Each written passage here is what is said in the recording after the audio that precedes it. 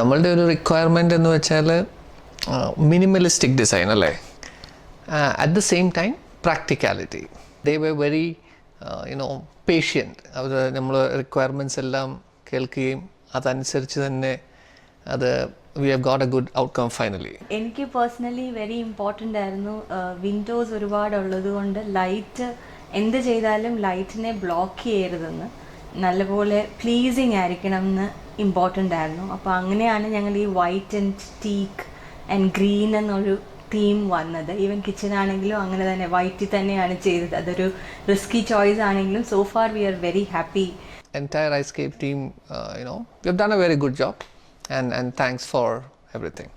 Daffodils 10. Manoj Mathan and Anuja ദമ്പതികളുടേതാണ് ഈ ഒരു വില്ല. ഇവിടെ ഇൻറ്റീരിയേഴ്സ്, എക്സിക്യൂഷൻ ആൻഡ് ഡിസൈനിങ് ചെയ്തിരിക്കുന്നത് ഐസ്കേപ്പ് ഡിസൈനേഴ്സ് ആണ്.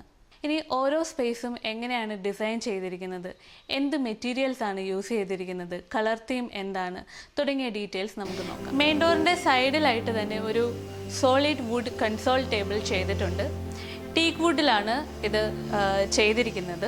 ഫിക്സഡ് ഫർണിച്ചർ എന്ന് പറയാനായിട്ടുള്ളത് ഒരു TV യൂണിറ്റാണ്. ഈ TV യൂണിറ്റ് ഈ ഒരു വാളിനെ ഫുള്ളായിട്ട് കവർ ചെയ്ത് വരുന്നുണ്ട്.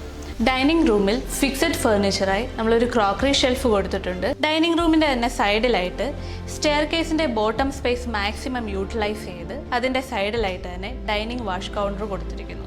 എൻ്റെ എൻഡ് സ്പേസിലായിട്ട് നമുക്കൊരു ഇൻഡോർ കോർട്ട്യാർഡ് എലമെൻറ്റും കാണാൻ സാധിക്കും. മൊത്തത്തിൽ ഡൈനിങ് ആൻഡ് ലിവിങ് സ്പേസിൽ ഒരു teak wood and white colour കോമ്പിനേഷനാണ് നമുക്ക് കാണാൻ സാധിക്കുന്നത്.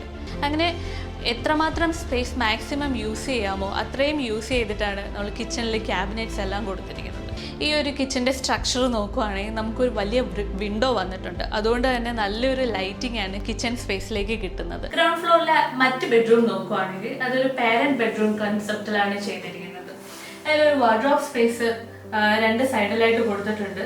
ടോയ്ലറ്റ്സ് ഇവിടെ എങ്ങനെയാണ് ഡിസൈൻ ചെയ്തിരിക്കുന്നത് നോക്കിയിട്ടുണ്ടെങ്കിൽ ആ ഒരു wet area dry area separation കറക്റ്റായിട്ട് കൊടുത്തിട്ടാണ് ചെയ്തത്. മറ്റെല്ലാ സ്പേസിലും 80x80 സെൻറ്റിമീറ്റർ സൈസിലുള്ള വെട്രിഫൈഡ് ടൈൽസാണ് ഫ്ലോറിങ്ങിനായിട്ട് യൂസ് ചെയ്തിരിക്കുന്നത്. ഹോം തിയേറ്ററിനെ സംബന്ധിച്ചിടത്തോളം ഇമ്പോർട്ടൻ്റ് ആയിട്ടുള്ള ഫാക്ടേഴ്സ് ഇതൊരു ഡാർക്ക് റൂം കൺസെപ്റ്റ് ആണെന്നുള്ളതാണ്.